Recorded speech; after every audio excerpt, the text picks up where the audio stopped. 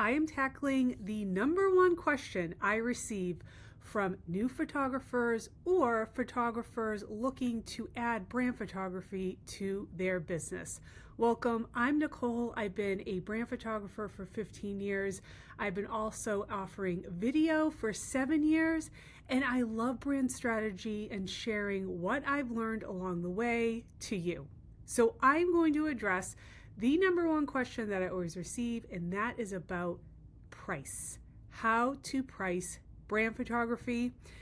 And this is how I'm going to break it down. I'm going to give you a framework.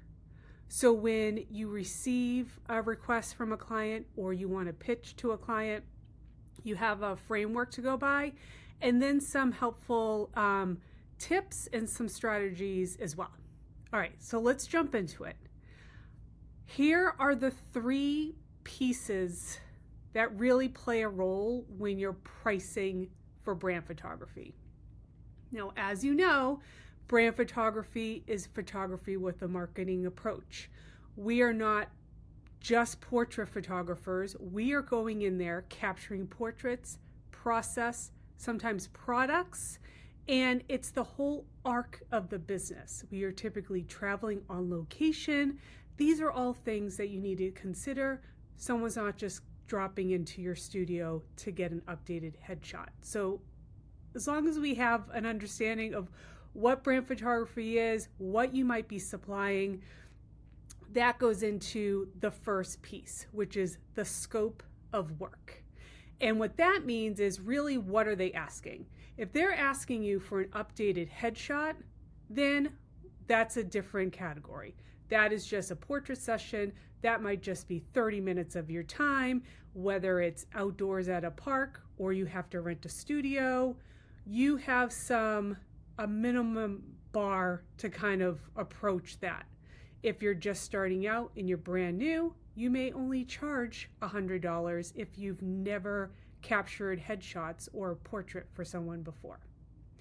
But if you're a brand photographer and you are traveling to a business, a workshop, a studio, an office space, and you are handling portraits for the owner, maybe they have a small team. If you're capturing their process, what they do, that's a big, big piece with brand photography. And then if they have products, if you're capturing products for a limited line of items during the same shoot day, that's a much bigger scope of work. So you really want to figure out, what is the scope of work? How much are you covering? How long will that take for you to accomplish? Now, I have been a photographer for 15 years. My brand photography process is probably more dialed in than if someone just starting out. So, for example, I have like a beginner foundational package where it's 15 images that they receive. It takes me an hour, maybe hour and a half if there's a lot of team members, to accomplish that. And we'll cover portraits, we'll cover process, and if there's a few products, we can do that too. So that's like an hour and a half. Now, if you're just starting out, that may take you 2 hours, 2.5 hours. So you're gaining the experience. So you also want to be compensated for that too. Okay, I know we're talking about price, but I just want to get a sense of, there's so much variety with brand photography that we really want to know what you're shooting. Okay, I've been talking about experience. That's really the second framework. Where are you with brand photography? Are you a brand new photographer 100%? Or have you been shooting photography in different genres? Maybe you're a wedding photographer or a portrait photographer, a family photographer, and you want to add in brand photography. So you have those photography skills, but you haven't done brand photography just yet. So where are you in that spectrum? Because if you're have never had a photo shoot before, or you've never received payments to be a photographer before, your rate is going to be much lower than if someone has 10 years of experience, 5 years of experience. So you want to keep that in mind. And the third piece to the framework is your location. And that's why it's hard to say you should be charging X number of dollars for this X package, because depending on where you are in the world, in the country, your rates are adjusted for that, versus like if I was in New York City, my rates would be much higher than where I am in Connecticut, for example. Okay, so the framework that when someone comes to you thinking about pricing, the first thing is the scope of work, what they're asking for, your experience level, and your location. Those are kind of the three things that are always playing to determine price. All right.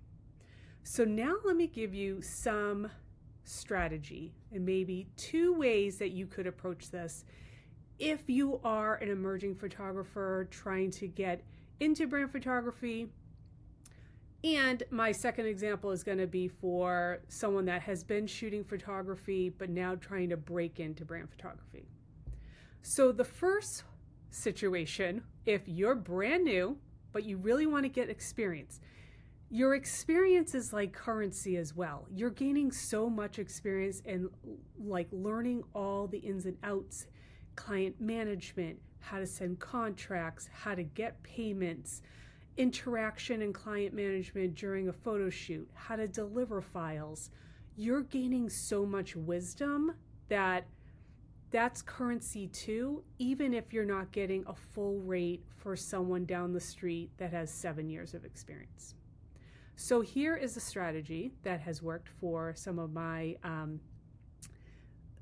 emerging photographers that I've worked with, is if you can identify kind of an area that you would love to be working in or businesses you would love to be serving.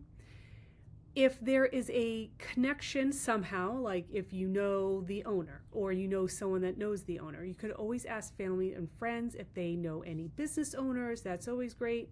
But if there's not, and maybe you've been going to a certain gym for years and you really would love to do fitness, you could approach that owner. If there's a coffee shop that you absolutely love and you think it'd be so cool to do their branding and you're frequent and they know you, they know your face, that's another great soft entry point. But here is the pitch. Offer a, let's say, 1 hour session where you come and capture portraits, some lifestyle process images. If they, for that coffee shop example, some lifestyle shots of coffee and on a table, just 1 hour of your time. You will not charge them for that time. So most business owners would be happy with that. But when you deliver the gallery, if they would like any of the files, that's when they can pay for the files. So there's potential that you could win, that you could earn money on the back end of that scenario. So I charge $25 per digital download, and hoping that there's a whole bulk order of digital downloads after the fact.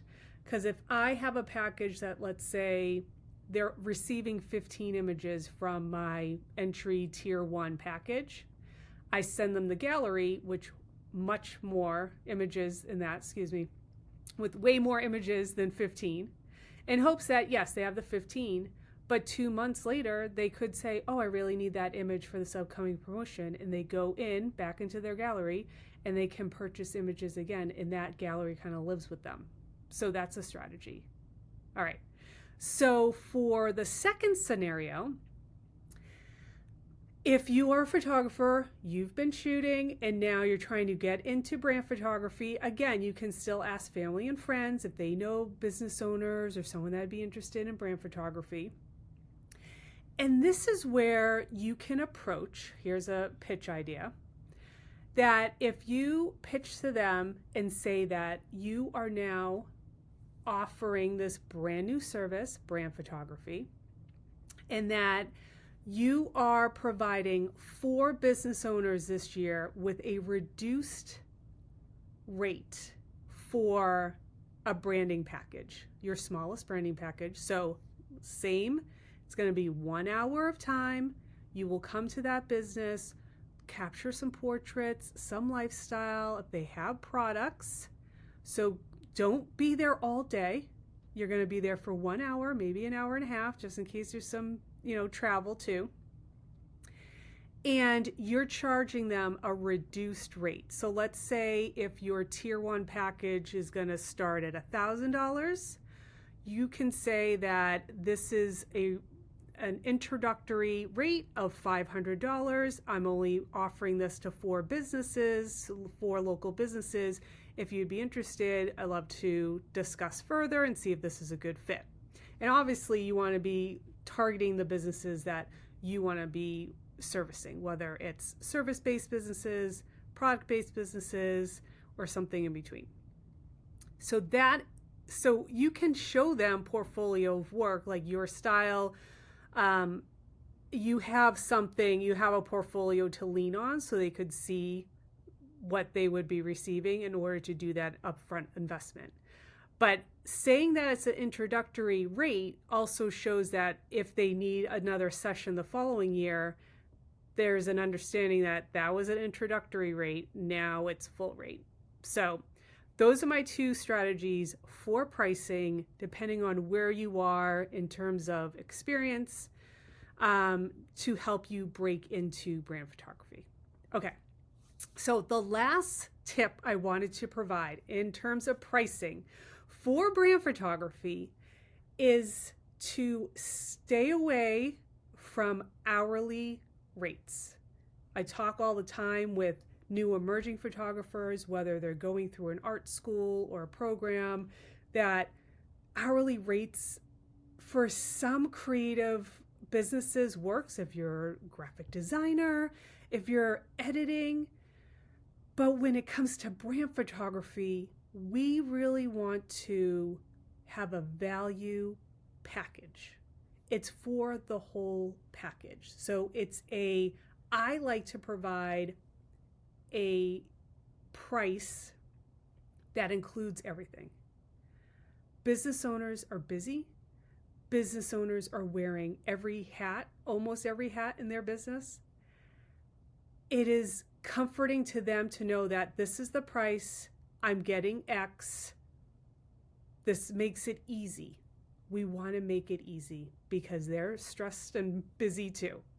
So I have a single price. There's no okay, after this, it's X hourly rate for editing and this is going to be, I have to scout. So this is an added price. I have to, I'm trying to think of anything else that you could add in, but I like to do a blanket price that includes everything, and I break down what it includes. If they need something beyond, then we can adjust pricing, add in pricing. So let's say I was doing a brand photo shoot. Now they want to add in video because I also supply video. Well, then that would be an add-on. And then it would be, okay, now with photo and video, it's X price. So we want to have a value package. So if I have it based on images they're going to receive and time, I do not do the half day, full day rate scenario. If you are working with marketing agencies, which once you're in brand photography down the road, you may end up getting clients via a marketing agency. Terminology there is half day rate, full day rate. That's common, and that's something that you may see down the road. But when you're approaching a founder, it's a solopreneur. It's just them and their business. It's just them and maybe a small team.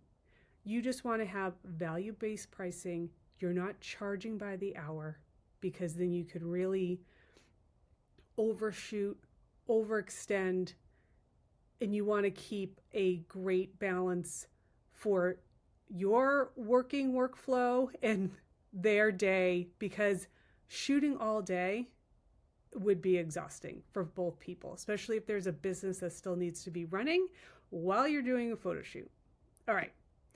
I hope this was helpful. I want to continue this series, and this was episode 1 of Ask a Brand Photographer. And I know pricing is always number 1 on everyone's mind. Let me know what other questions you have in the comments below, and I'll see you in the next episode.